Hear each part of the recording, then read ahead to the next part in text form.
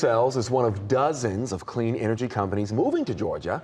Atlanta News First reporter Abby Casoris tells us while lawmakers are recruiting these companies, they're also investing in ways to support the growing workforce.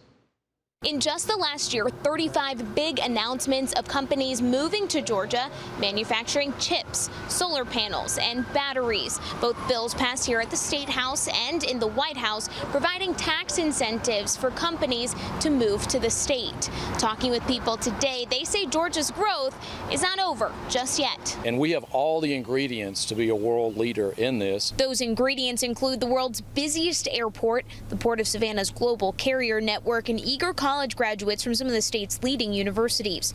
James Marlowe with the South Face Institute says companies like Hyundai, Kia, Rivian, and SK Batteries are investing more than $31 billion, adding more than 380,000 jobs across the state.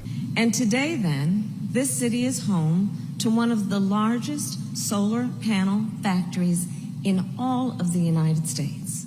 Today, Vice President Kamala Harris visited the Q-Cells facility in Dalton. The plant will produce solar panels for more than 6 million American homes every year.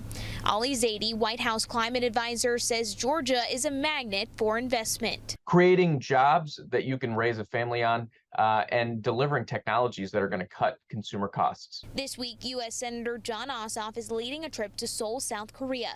On a similar trip more than a year ago, he met with leaders of Q-Cells Hanwha Energies, securing an agreement for Q-Cells to move to the U.S. And so I'm back here again, meeting again with Korean business leaders to identify new opportunities for investment in Georgia. That means good paying jobs for Georgians. That means prosperity for communities across the state. Housing and workforce development, two buzzwords we heard a lot during the last legislative session.